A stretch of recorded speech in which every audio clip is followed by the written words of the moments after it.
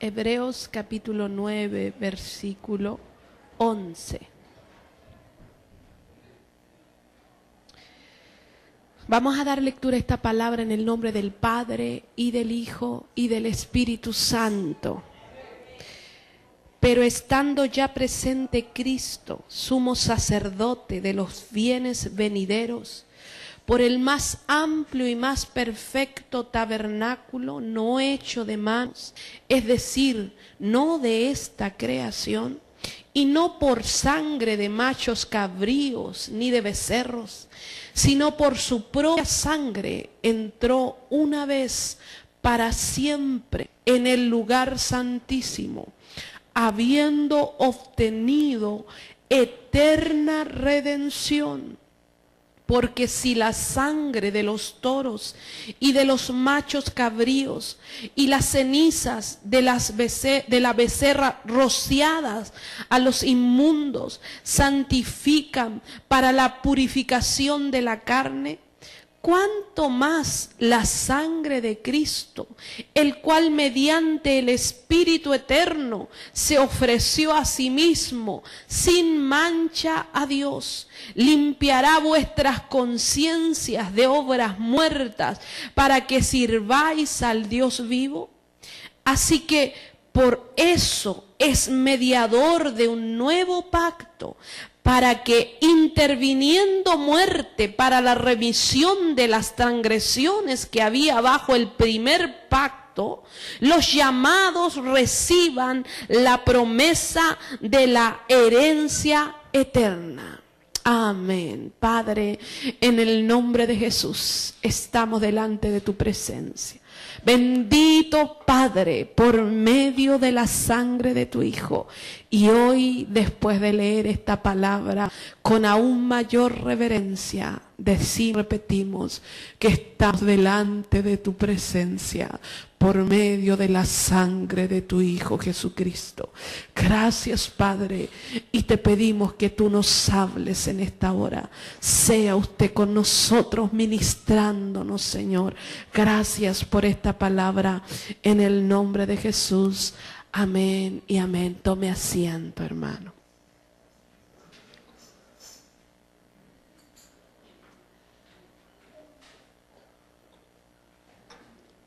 Bendito sea el Señor.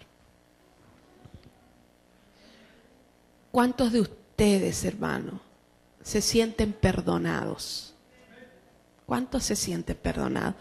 Tengo unas manitos y unos amenes. A veces se habla con mucha facilidad acerca del perdón de Dios. Fíjese que hay un dicho que dice, ¿cómo dice? Errar es humano, perdonar es divino. Pero fíjese que el perdón de Dios tiene un proceso. Y el proceso es un asunto profundo, porque si bien es cierto, tenemos un Dios lleno de amor y de misericordia, hay algo en la naturaleza de Dios que nosotros no podemos negar, y es su santidad y su justicia. Es como que, ustedes se han fijado que yo tengo una nariz corta, mi nariz es corta, tengo poco perfil, por decirlo de una manera, pero como que yo pudiese decir que mi nariz es más larga. No, yo asumo en mi naturaleza que tengo la nariz corta y los ojos grandes. Es parte de mi naturaleza. Y si alguien me trata de describir a mí, tuviera que describir mi rostro, además de las arrugas, tendría que describir mi nariz corta y mis ojos grandes. Es mi naturaleza. Si yo no tuviese la nariz corta y los ojos grandes, no sería Elizabeth Durán. Más allá de que a mí me guste o no me guste, es parte de mi naturaleza. Sus manos son suyas, es lo que lo hace un individuo. Su rostro es lo que lo hace usted, es su identidad. Asimismo, cuando hablamos de Dios, hablamos de santidad. Tú no puedes hablar de Dios sin hablar de su santidad. Él es santo, es su naturaleza. Y como es santo, es justo. En Él habita la justicia, es parte de su naturaleza. Entonces muchas veces cuando hablamos del perdón de Dios, del amor de Dios y de la misericordia de Dios, es como el concepto que tenía un amigo de mi esposo. Cuando Yuri le hablaba de Cristo, él decía, no, si Dios es Lolo, Dios es Lolo. Y cuando lleguemos al cielo, va a decir, pasen cabros, si yo soy buena onda. ¿Entiende?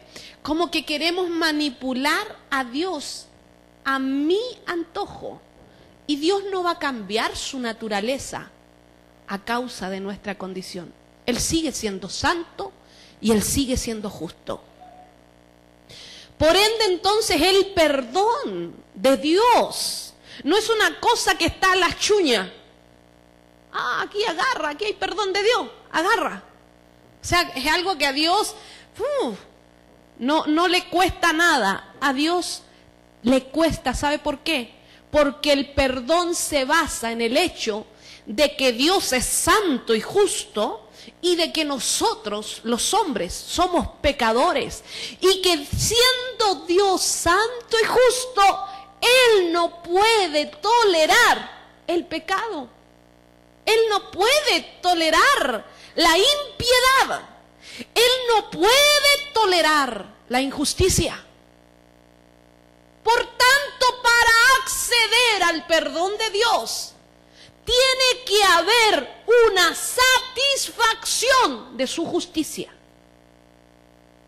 No hay perdón sin satisfacción de la justicia y la santidad de Dios. Ahí tengo eco. Entonces, para que haya una satisfacción de la justicia y la santidad, tiene que haber un pago por el pecado. Tiene que haber un pago por el pecado. Ese pago por el pecado está simbolizado en un ritual del Antiguo Testamento. ¿Ya? Y es en ese ritual en el que está basado muchos de los capítulos del libro de Hebreos que hemos leído en esta hora. Este ritual, hermanos, se basa en el hecho de que el hombre necesita el perdón de Dios, pero que sin embargo no puede acceder a él sin que haya un pago por ese pecado. Sin derramamiento de sangre, y lo dice también el libro de Hebreos, no hay remisión de pecado, no hay un borrón y cuenta nueva, si no hay pago, si no hay muerte de por medio, porque, como dice el libro de Romanos, la paga del pecado es la muerte. Si no hay muerte de por medio, no hay perdón. Así que el perdón no es algo hacia la chuña, tiene que haber un proceso. Y la palabra del Señor nos habla de ese proceso. El Señor hizo que Moisés creara un tabernáculo diseñado, con muebles diseñados de una manera que simbolizaban un tabernáculo perfecto y celestial. Amén. En este tabernáculo que Moisés diseñó había un lugar que se llamaba atrio, donde podían acceder todas las personas en el momento específico. Había un lugar santo donde serían solo los sacerdotes, también en momentos específicos. No es un asunto que cualquiera entrara en cualquier momento. ¿Lo pusieron? ¿O no? ¿Sí? Ya. No se le olvide entonces, si algún otro se le olvidó apagar el celular, apáguenlo ahora. ¿Ya? Voy a revisar el mío. ¿Cómo andamos por casa? Dense el tiempo ahora entonces. Entonces, hermano, en el lugar santo entraba el sacerdote en los momentos oportunos, que eran momentos de ofrenda, momentos de sacrificio y momentos de incienso, que eran los muebles que estaban en el lugar santo. El altar del sacrificio, el altar del incienso y el lavacro, donde se lavaban las manos después de sacrificar. Y luego había un velo que estaba hecho de un lado bastante tosco y un lado bastante primoroso en las telas. Y este velo dividía el lugar santo del santísimo. El lugar santísimo solo tenía un mueble, que era el arca del pacto. Allí estaba depositado el testimonio de la salvación de Dios, que eran las arcas, las tablas de la primera ley, el maná, que era la provisión del desierto, y la vara había florecido. Eran las tres cosas que estaban guardadas en el arca. Esa arca tenía una tapa que era de oro. El arca era de madera enchapada en oro. La tapa o propiciatorio era de oro. Y sabe, en esa tapa habían 2 querubines de oro también, con sus alas extendidas. En medio de esos querubines simbolizaba el cielo, porque Dios habita. Alguien ha leído Ezequiel, los primeros capítulos, cuando describe la gloria de Dios y describe a unos seres tremendos que van con ruedas y que sobre ellos hay una explanada de cristal, y sobre la explanada un trono, y sobre el trono uno que es indescriptible. Es el lugar donde Dios habita, es su trono. Hay seres celestiales que están ahí íntimos con Él. Entonces esta tapa simbolizaba esa parte del cielo donde está su trono y donde habita su presencia. Una vez al año se entraba allí para hacer una propiciación por el pecado o una expiación, que vamos a hablar de eso, una vez al año. Pero además, si durante el periodo del año la persona erraba, pecaba por ignorancia, cometía algún error por ignorancia o porque se le olvidó, pecaba contra Dios, habían ofrendas también, sacrificios que se hacían durante el año para expiar esos errores, ese tipo de errores. El sacerdote entraba solo hasta el lugar santo y hacía un sacrificio y rociaba el velo desde afuera, desde el santo al santísimo, rociaba el velo con sangre, expiando así al que había errado, al que había pecado. Pero una vez al año, este sacerdote, que era escogido entre todos los sacerdotes, se preparaba el año completo para entrar un día en el lugar santísimo. Era la única vez que se entraba. Y él primero, había una dificultad. ¿Cómo puede expiar un hombre pecador los pecados de los pecadores? Era una dificultad, porque él mismo era pecador en sí. Pero él entraba primero poniendo allí incienso, llenaba el lugar de humo. El incienso era el perfume, en las brasas que salía humo, y llenaba el lugar de humo. Una vez que llenaba el lugar de humo, entraba con la sangre de una becerra, con la sangre de un becerro, que era el sacrificio por él y por su casa. Para poder expiar al pueblo tenía que expiarse él primero. Entonces él entraba con la sangre de la becerra y rociaba sobre la tapa, o sea, sobre el lugar de la presencia donde estaban los querubines. Rociaba sangre 7 veces y sobre los extremos del arca 7 veces. Luego que hacía eso salía y recién hacía el sacrificio por el pueblo, que era con un macho cabrío. Hacía el sacrificio, es mucho más detallado, pero yo se lo estoy resumiendo. Desangraba y con esa sangre entraba nuevamente al lugar santísimo y rociaba nuevamente de la misma manera el arca para expiar los pecados del pueblo. El pueblo estaba en espera espera, porque si el hombre no era aceptada su ofrenda, obviamente moría. Estaba atado con una cuerda y campanas en el borde de su falda, de sus túnicas, para anunciar que seguía vivo. Las campanas sonaban. Si estas dejaban de sonar, el hombre había muerto y la ofrenda no había sido recibida, el sacrificio de expiación. Y lo sacaban, pero una vez al año el pueblo tenía que buscar perdón, porque era una naturaleza caída. Pero este perdón, esta expiación, hermanos míos, duraba solamente un año. Y al año siguiente había que volver a hacerlo. La palabra hebrea, expiación, es kafar. Y esta palabra, hermano, tiene unas denotaciones en el hebreo que son preciosas. Fíjese que significa, literalmente, la palabra expiación significa cubrir. Pero significa cubrir con una especie de betún. Inclusive se aplica para una especie de teñido. Cubrir. Eso significa, y literalmente se traduce como reconciliar.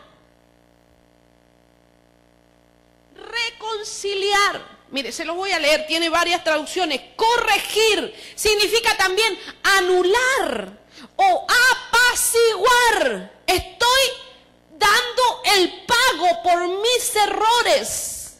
Entonces estoy apaciguando que la justicia de Dios que puede actuar en mi contra por yo haber pecado. Pero esta palabra significa cubrir. Y esta sangre del becerro, tanto como del macho cabrío, cubría el pecado y hacía que Dios no viese el pecado, porque se había dado un pago por ese pecado. Amén. Pero ese pago duraba temporalmente, se desgastaba y había que volver a sacrificar. Para poder entender lo que es el perdón, no se puede entender si primero no se entiende lo que es pecar. Hay mucha gente que siente que no necesita a Dios, y cuando uno le habla de Dios, uno no comprende por qué la gente es indiferente y por qué siente que no necesita a Dios. ¿Sabe por qué? Porque no tienen conciencia de su propio pecado. Porque reconocerse pecador significa reconocer que sois transgresor de las leyes de Dios. Eso es pecado. Transgredir lo que Dios ha mandado. Entró el pecado a través de Adán porque Adán desobedeció un mandamiento de Dios. Nadie que no tenga conciencia de que Dios es santo, justo, y de que Dios es el que ordena al hombre sus caminos, nadie que tenga esa conciencia puede tener conciencia de pecado. Y por eso muchas veces nosotros hablamos con las personas, y esto sucede sobre todo con las personas más moralistas, que se sienten justas en sí mismas. Soy trabajador, soy buen padre, buena madre, soy buen esposo, esposa. Yo no necesito a Dios. Dios es para los ladrones, para los malos. Dios es para los homicidas, no para una persona como yo que soy tan buena. Porque no hay una conciencia de transgredir los mandamientos de Dios. Esta conciencia, lo estoy expresando de esta manera, esta conciencia es creada a través de la obra del Espíritu Santo, quien redarguye al hombre de pecado. O sea, Él puede decirle a usted que usted es un pecador, que usted ha transgredido los mandamientos de Dios. El que puede tratar de hacerle despertar a esa conciencia es el Espíritu de Dios. Y el Espíritu de Dios lo hará a través, obviamente, de diferentes medios. Usará situaciones, usará circunstancias que a usted le llevarán a llegar a la conclusión de que su vida no está bien, de que sus acciones están en contra de Dios y de que usted necesita el perdón de sus pecados, porque no puede vivir con la carga encima de saber que usted va por la vida como enemigo de Dios. Esa es la carga que está figurada en el peregrino cuando él sale de su casa y va con una carga, una mochila grande. El que no sabe de esto, léalo. Todo cristiano tiene que leer El Peregrino. Amén. Es un libro precioso, y este hombre simbólicamente sale con una mochila de su casa que solo se suelta cuando él llega al Monte Calvario, y es la carga. Pero ¿por qué no todo el mundo tiene esa mochila? Porque no todos tienen conciencia de que ofenden a Dios con sus vidas, porque nadie quiere saber de un Dios ofendido, nadie quiere saber de un Dios que quiere santidad, nadie quiere saber de un Dios que aborrece la maldad. Nadie quiere saber de un Dios que juzga, enjuicia y castiga el pecado. No quieren saber de ese Dios. La gente quiere saber de un Dios que pasa por alto todo, que se olvida de todo, que tiene mala memoria y que solo le gusta de dar dones y dar respuestas y dar respuestas a las peticiones, favores concedidos, como dicen por ahí. Ese Dios quiere la gente, pero no quiere un Dios que sea sensible a la maldad. Pero lamentablemente, para los que no quieren, Dios es sensible. Dios es sensible a la maldad. Y la única manera de acceder al perdón de Dios es reconocernos pecadores. ¿Y por qué le digo esto? Porque muchas veces los que ya hemos conocido a Cristo pensamos que ya no tenemos que vivir en esta conciencia. Pero sin embargo, no debemos actuar con soberbia. Recordemos nuestro pasado. Amén. Nosotros debemos vivir con esa conciencia de que somos perdonados. La expiación, hermano, es cubrir, es teñir, significa, Cafar también significa aldea, pero no cualquier aldea. Significa aldea rodeada por murallas. No es cualquier aldea. Es una aldea que está resguardada. Alguien expiado, hermano, es alguien que está libre del pago del pecado. ¿Entiende? El pago del pecado es la muerte. Alguien expiado es alguien que está protegido del pago de ese pecado con su muerte. Es como una aldea amurallada. Es como algo que está protegido, cubierto. Es algo que está teñido. Y con esto les traigo a memoria la noche en que murieron los primogénitos en Egipto a causa de la rebelión de Faraón. Murieron todos los que no tenían sus casas teñidas con la sangre de un cordero pascual, de un cordero de Pascua. Esa noche pasó la muerte por Egipto y solo fueron librados de la muerte no los mejores, no los descendientes de Abraham, por decir yo soy hebreo, mi hijo no va a morir. Nada lo salvaba. Lo único que pudo salvar al primogénito de los judíos fue la sangre teñida en las puertas, que los cubrió y los hizo como una aldea amurallada, que los libró del pago del pecado y de la soberbia de Egipto. Ahora, el libro de Hebreos, y específicamente el pasaje del cual hemos hablado aquí, dice: estando ya presente Cristo, pasa el viejo pacto y entramos a un nuevo pacto. Y estando ya presente Cristo, sumo sacerdote de los bienes venideros. Él administra, este sumo sacerdote no administra un tabernáculo simbólico y terreno, sino que administra el tabernáculo tabernáculo real en los cielos. Lo primero que tenemos que entender, está preparado no un año, sino desde la eternidad. No se presenta, hermanos, con la sangre de un becerro o de un macho cabrío, sino que se presenta con su propia sangre. Santo, sin mancha, pero sin embargo caminó 33 años en un tabernáculo de hombre, lo que lo hace conocedor de las debilidades, sufrimiento y padecimiento de los hombres. No hay nadie mejor calificado, eterno, no muere. Aarón murió, sus hijos murieron y cada uno de sus descendientes murió, pero este sumo sacerdote no muere. Su orden es el orden de Melquisedec, porque él no tiene alguien a quien traspasarle su sacerdocio, sino que su sacerdocio es eterno. Tú eres mi hijo, yo te engendré hoy, dice la palabra, hablando de cuando él se encarnó para poder llegar a ser nuestro sumo sacerdote, apartado por Dios desde la eternidad, para poder expiar los pecados de los pecadores, valga la redundancia, de nosotros los necesitados del perdón. Bendito sea el Señor. Está presente Cristo.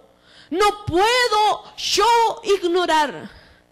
Cuando se hacía la fiesta solemne del Yom Kippur, se hacían las celebraciones, se recordaba la liberación de Egipto y se hacía la expiación por el pueblo, era una ordenanza. Nadie podía hacerse el leso y decir, hoy, este año no quiero yo participar en el Yom Kippur. Este año no voy a ir a la celebración de los tabernáculos o la celebración del recuerdo de la liberación de Egipto. No, era por ley, era mandamiento de Dios. Nadie podía quedar al margen. Todos tenían que participar. Pero sin embargo, estando presente Cristo, hay mucha gente que dice, yo no quiero. Hay mucha gente que pasa por alto el derramamiento de la sangre de Jesús. Hay mucha gente que dice, yo no quiero que Él me perdone. Eso es allá afuera. Pero el mayor problema es aquí adentro, de los que decimos redimidos, nos decimos perdonados, pero que sin embargo muchas veces vivimos nuestras vidas con una absoluta indiferencia a la labor intercesora. Él es mediador porque es sumo sacerdote. El sumo sacerdote era el mediador entre Dios y los hombres. Por eso es que nadie puede ser mediador. Entienda esto, no es que a nosotros no valoremos la vida de los mártires y de los santos de la iglesia primitiva. Santos son, justos son, vidas valoradas, aleluya, tremendas vidas, pero jamás serán mediadores entre Dios y los hombres, porque el único mediador es aquel que dio su vida en la cruz del Calvario y habitó entre nosotros, vimos su gloria, murió en la cruz, hermano, y Él es el único capacitado para poder ir delante del Padre e interceder por un pecador, porque Él no va con una sangre imperfecta, pasajera o envejecida, sino que Él va en la presencia con su propia sangre. ¡Aleluya! Ese es nuestro sacerdote. No debemos ser indiferentes. ¿Cómo puede haber indiferencia? ¿Cómo puede haber irreverencia? ¿Cómo puede haber olvido? ¿Cómo podemos actuar con soberbia delante de su presencia? Olvidándonos de lo hecho por nosotros, olvidándonos que siendo Dios se hizo hombre y se humilló hasta lo sumo para que usted hoy día pueda estar delante de Dios. Presente, como dice el apóstol Pablo, no ausente. Usted está delante de Dios. Y eso es por la sangre de Jesucristo. Por eso cuando usted entra, usted tiene que venir con una actitud oferente. Él entraba al lugar, al atrio, y esperaba que el sacerdote viniera y recibiera su ofrenda. Entraba en una actitud oferente. Dios se hirió tanto con los hijos de Elí. No sé si usted ha leído ese pasaje en 1 de Samuel, pero Dios estaba herido con los hijos de Elí. ¿Sabe por qué? Porque eran hombres impíos, que no temían a Dios. ¿Y sabe lo que hacían? Cuando iba el oferente y el sacerdote recibía la ofrenda, le decían: dame la ofrenda, y si no me la quieres dar, la tomo por la fuerza. Eran hombres que no respetaban la adoración ni la ofrenda a Dios. Y era el hermano, la hermana, por decirlo, traía su ofrenda para recibir el perdón por sus pecados, su palomita, su becerrito, y ellos venían y robaban la ofrenda. No tenían respeto por el oferente, menos por Dios. Uno tiene que aprender a tener respeto. Ser libre, como dice nuestro nombre, no es ser irreverente. Ser libre no es ser sin respeto. Ser libre no es ser una persona que va por la vida sin conciencia. Ser libre es todo lo contrario. Es recordar cada día que un día fui esclavo. Y recordar cada día que un día fui pecador, que un día estuve atado a la muerte, pero que sin embargo Dios en su misericordia se desprendió de su Hijo amado y lo entregó por mí, y que ese Hijo amado sigue intercediendo por delante del Padre. Por tanto, cuando me acerco a Dios, tengo que hacerlo confiadamente. No en mi confianza, sino en Jesús. Pero también reverentemente, lleno de gratitud. Y no debo permitirle a esta naturaleza humana, no le permita a su memoria, no le permita a su razón, no le permita a su cuerpo olvidarse del favor que Dios ha hecho con usted. No le permita a su vida olvidarse de que esta salvación no la logró usted, sino que en su amor eterno Él la preparó antes de la fundación del mundo. Este perdón no es barato, este perdón no es a la chuña, este perdón no lo encontró en una cuneta, en una feria, no lo encontró usted botado en la calle. Este perdón costó la sangre, preciosa sangre, única sangre capaz de redimir al hombre una vez y para siempre. Si ellos estaban cubiertos por un año, si ellos estaban cubiertos entre ofrenda y ofrenda, si ellos tenían un sacerdote por un tiempo, usted tiene una cobertura eterna. ¿Entiende? Si por una noche la sangre del cordero tiñó las puertas de aquellos hebreos en Egipto, la suya está teñida por la eternidad. ¡Aleluya!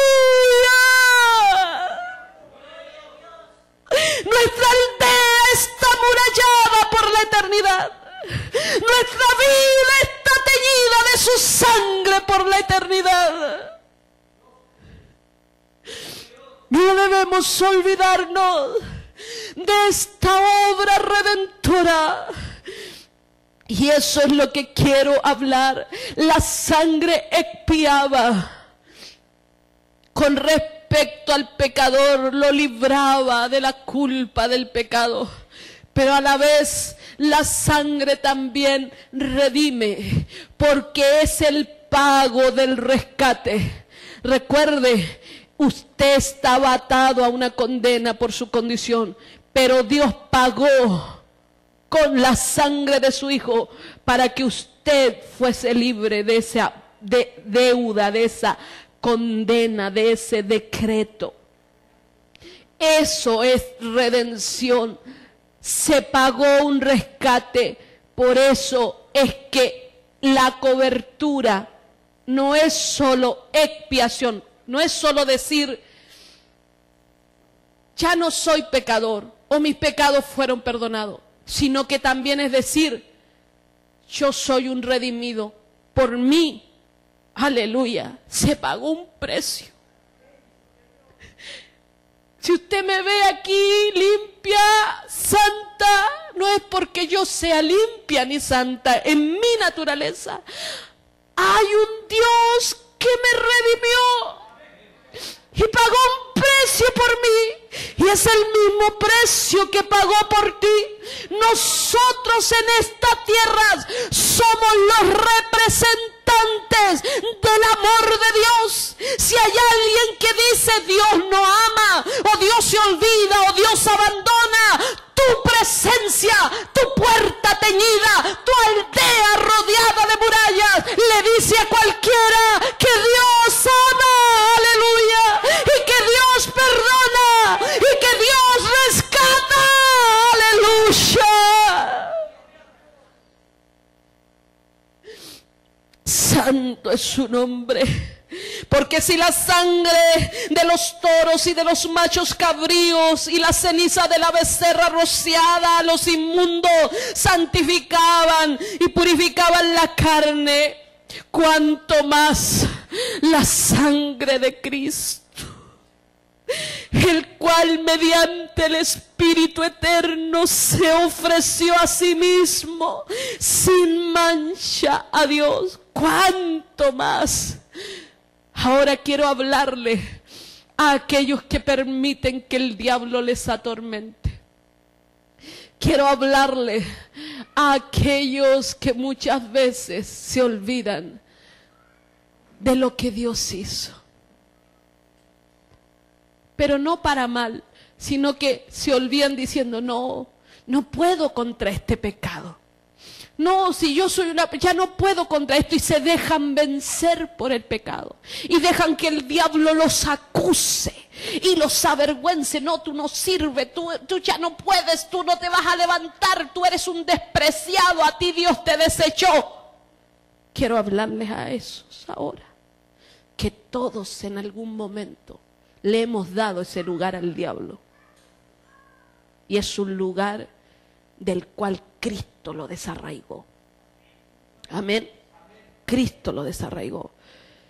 Si la sangre de los machos cabríos y de la becerra podía santificar la carne, los cuerpos por un año, aleluya. Perdone que esté así tan emotiva, pero estoy conmovida.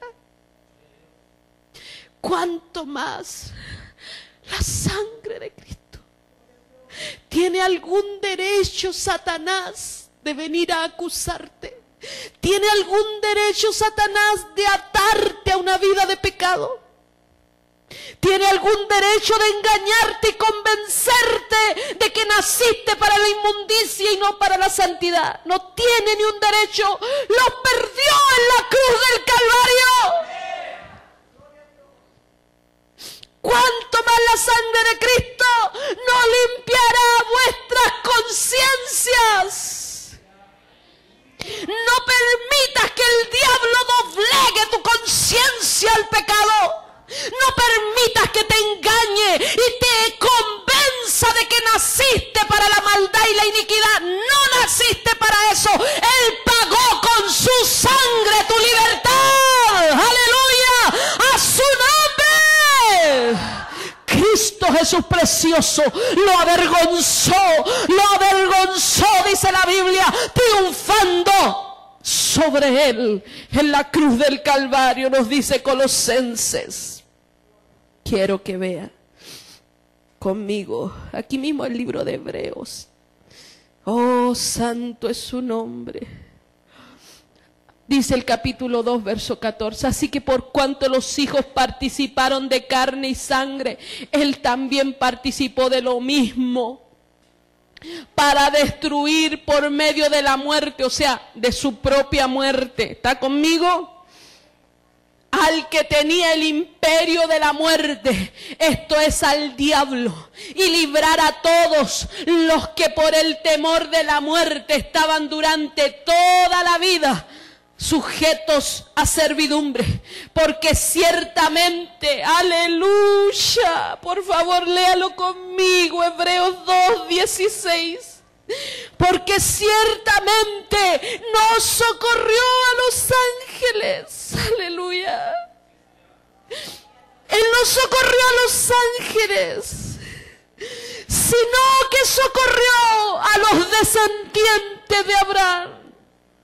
Gloria a Dios. Usted sabe que usted y yo somos por fe hijos de Abraham, por lo cual debía ser en todo semejante a sus hermanos, para venir a ser misericordioso y fiel sumo sacerdote en lo que a Dios se refiere, para expiar los pecados del pueblo, pues en cuanto él mismo padeció siendo tentado, es poderoso para socorrer a los que son tentados.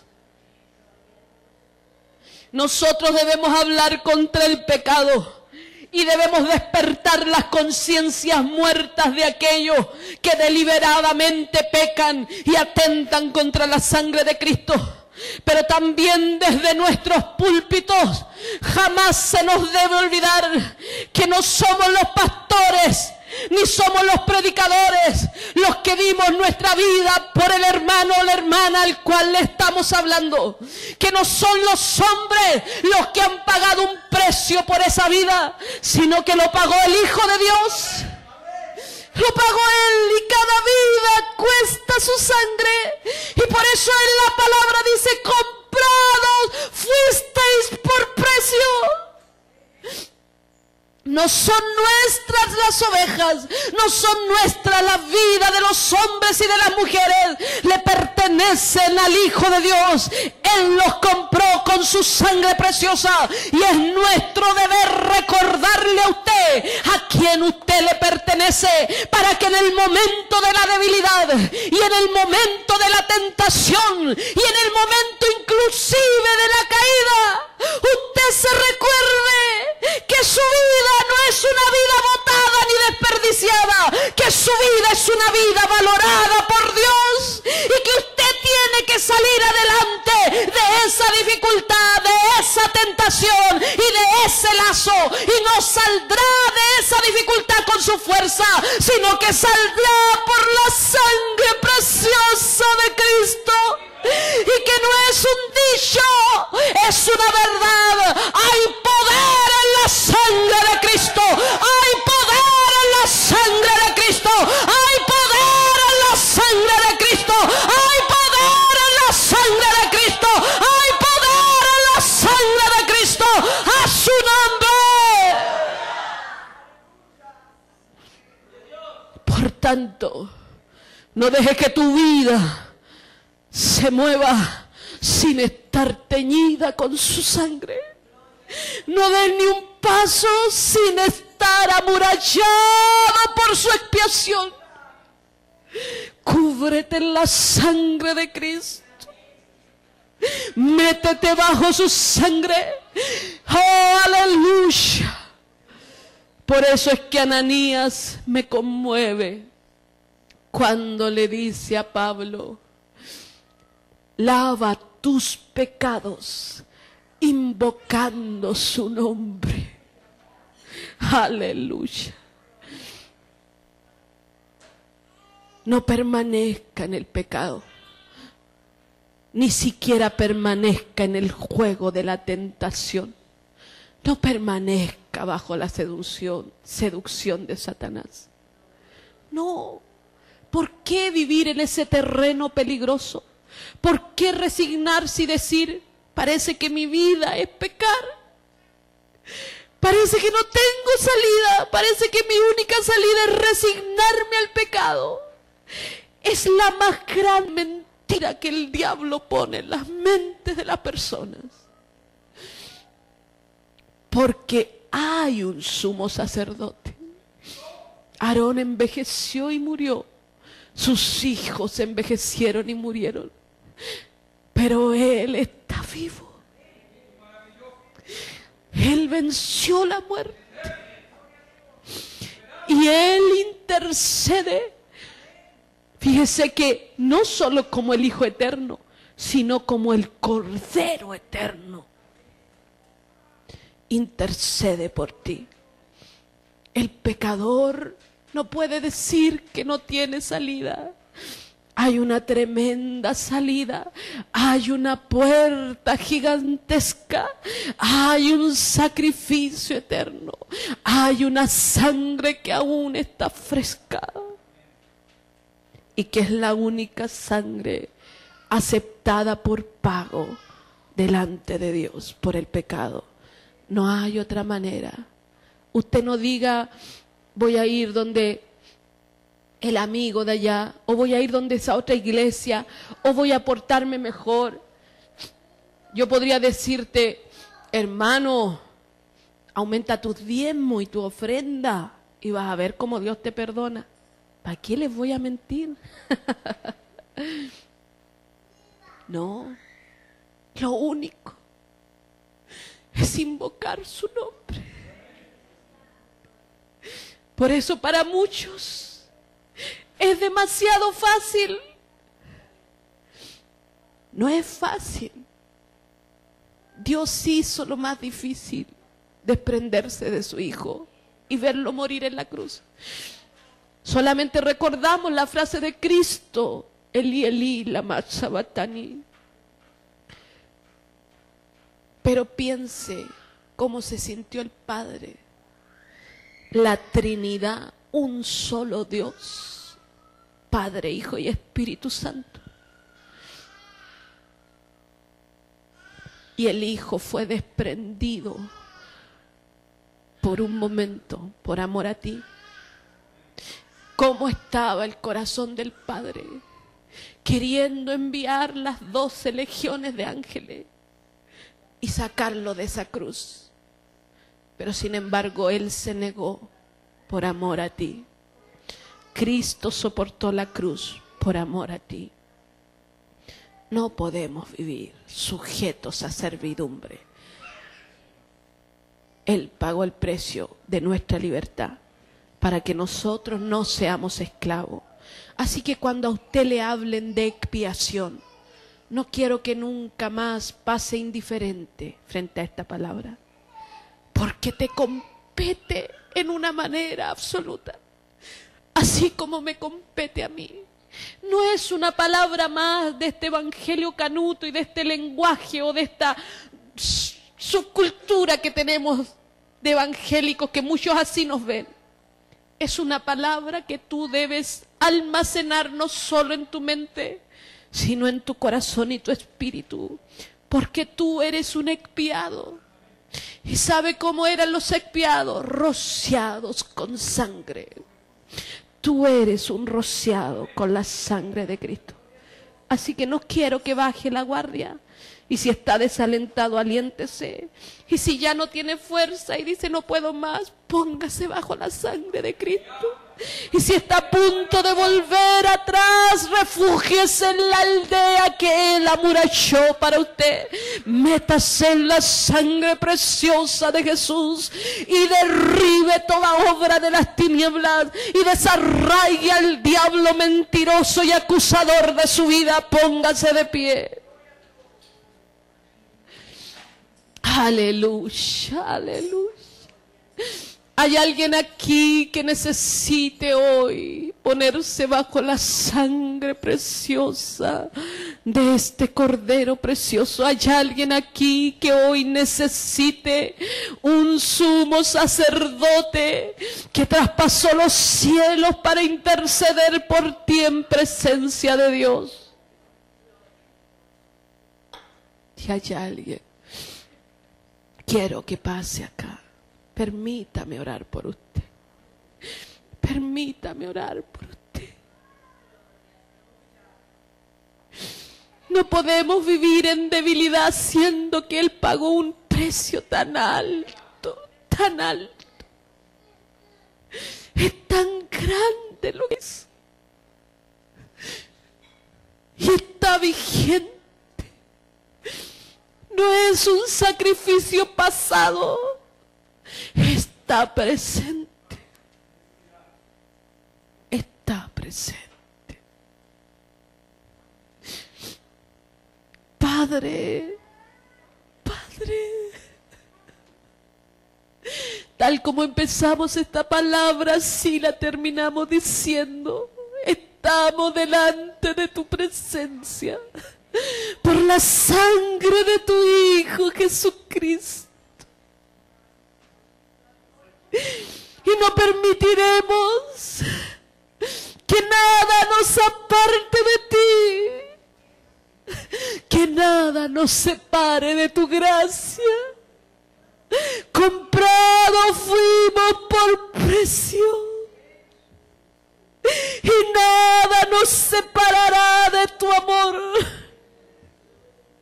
Perdona toda falta de fe y de confianza en tu perdón y en tu sacrificio.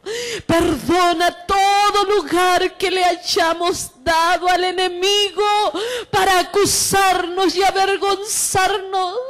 Perdona toda ofensa y todo pecado en el que hayamos incurrido, en el que nos hayamos dejado arrastrar, Señor, y engañar.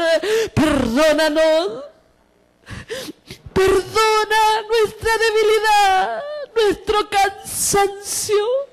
Perdona lo abrumados que nos sentimos a veces, llevando nosotras nuestras cargas y no descansando en ti. Perdónanos, tú ya hiciste lo más difícil. A nosotros solo nos toca invocar tu nombre y pedir socorro. Es la única parte que nos incumbe, creer y pedir socorro. Por precio ya lo pagaste, mi Señor. Con gratitud venimos delante de ti y pedimos socorro en tu presencia. Derriba toda obra de las tinieblas. Derriba toda obra de las tinieblas. Derriba, Señor.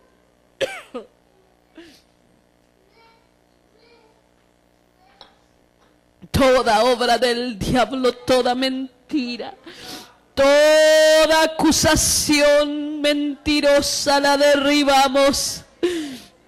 Toda calumnia de este mentiroso y padre de mentira la derribamos. Todo engaño, toda aflicción impuesta por las tinieblas, toda angustia impuesta por las tinieblas, en el nombre de Jesucristo, por su sangre preciosa, derribamos toda obra de las tinieblas ahora. Y Karabakanda y Sahialaya Hokeya Seimas Kenda Kiarroa Babashinia. Oh Espíritu de Dios, declaramos el gobierno de Cristo y declaramos al Espíritu Santo de Dios sobre nuestras vidas y nos declaramos, declárese lleno de fe y lleno de confianza, declárese cubierto en la sangre de Cristo, declárese cubierta en la sangre de Cristo. Oh, aleluya, aleluya, aleluya. ¡Aleluya! ¡Aleluya! Somos libres, libres, libres. Somos libres por su sangre. Gracias, Padre. En el nombre de Jesús, recibe nueva fuerza, hermano. Recibe nueva fuerza, recibe nueva fuerza. Recibe salud en tu cuerpo. Recibe libertad en tu mente. Recibe renuevo en tu espíritu. En el nombre de Jesús. En el nombre de Jesús. En el nombre de Jesús. Gracias, papá. Declaramos tu poder y tu gloria. Declaramos tu poder y tu gloria. Gracias, Padre. Oh, aleluya. Dele una ofrenda de aplauso al Señor. A Él, a Él, a Él, a Él, a Él, a Él. Recibe la gloria, Señor. Recibe la gloria, Señor. Santo es su nombre. Aleluya. Que Dios le bendiga.